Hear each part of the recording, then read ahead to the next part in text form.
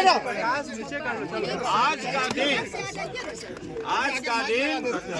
लोकतंत्र के लिए काला दिन माना जाएगा। आज जो यह सदन में हुआ, लोकतंत्र के मंदिर में हुआ लोकतंत्र की हत्या, नीचे करना। अरे आपने खड़ा है तो अरे माइक नहीं नीचे करना है कि आचार समिति में खड़ा रखा है यार, फर्जी मामला बनाकर नहीं रहा इस तरह से किसी भी सदस्य की सदस्यता ले ली। आपने यह भी देखा होगा कि अगले को अपना पक्ष रखने का मौका भी नहीं दिया गया। ये पटकथा दिनांक 19 अप्रैल 24 को एक अन्य मार्ग में माननीय बिहार के मुख्यमंत्री नीतीश कुमार के नेतृत्व में बन चुका था। उनका साफ कहना था कि भाई सुनील कुमार सिंह जो भ्रष्टाचार की बात उठाता है, किसान की बात उठाता है, मजदूर की बात उठाता है, रोजगार की बात उठाता है, उसकी सदस्यता चाहे नियम विरुद्ध हो आपको ले लेना। और इसके लिए दो व्यक्ति को यह कार्य सौंपा गया। एक को लोभ दिया गया कि भाई आपको उप सभापति बनाया जाएगा और एक को लोकसभा का टिकट देने का प्रलोभन दिया गया। और इस प्रलोभन के दबाव में सारा कुकर्म कराया गया उन लोगों से। आप लोग ये भी जानते हैं कि जो नियमावली बनाई गई है बिहार विधान परिषद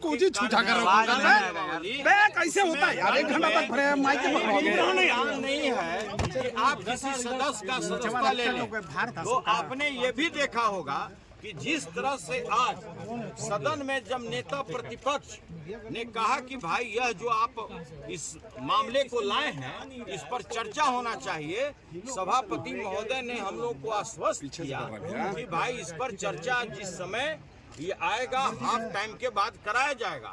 लेकिन उसको आनन फानन में हाफ टाइम के पहले ही हाँ ना करके समाप्त करा दिया गया। मैंने उठ करके बोला कि भाई जिसको फांसी दी जा रही है कम से कम उसकी बात तो सुन लीजिए। और ये बिल्कुल यह लोकतांत्रिक मूल्यों का हत्या है जो आज जो सदन में हुआ है, ये सदियों तक लोग याद रखेगा।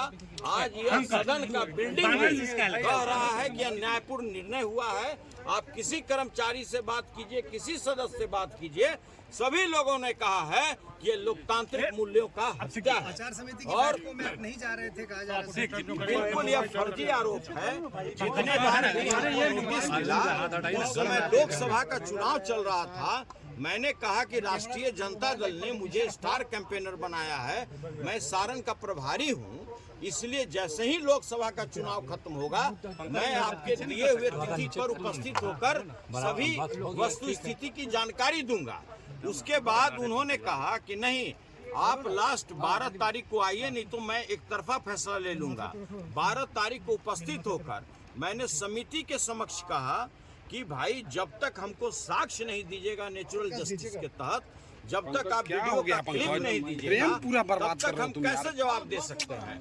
इसके बाद भी मुझे न तो साक्ष्य उपलब्ध कराया गया, न वीडियो क्लिप उपलब्ध कराया गया। और समिति के 3 सदस्य, समिति में 6 सदस्य थे, 3 समिति ने यह लिख करके दिया है कि भाई जो यहाँ पर प्रक्रिया चल रहा है, जो इसका प्रोसीडिंग है, वो हम लोग को कृपया उपलब्ध कराया जाए। जो कमेटी के सदस्य थे, यह निर्णय क्या हो रहा है एक तरफा, उन लोग को भी उपलब्ध नहीं कराई गई। उन लोगों ने भी लिखित रूप से सभापति को दिया है। इतना ही नहीं, आपने ये भी देखा होगा कि कहीं भी दंड में, कहीं भी उसमें निष्कासन का और किसी भी तरह का सदस्यता उसका लेने का कोई प्रावधान नहीं है। इसमें दंड में स्पष्ट लिखा हुआ है। लेकिन इस तरह से गैर कानूनी कार्य करके नीतीश कुमार जी के दबाव में आप अच्छी तरह जानते हैं कि जिस तरह से यहाँ भ्रष्टाचार व्याप्त है, लगातार हमारी राष्ट्रीय जनता दल यह मामले को सदन में उठाती थी, हम लोग इस मामले को उठाते थे और इसी का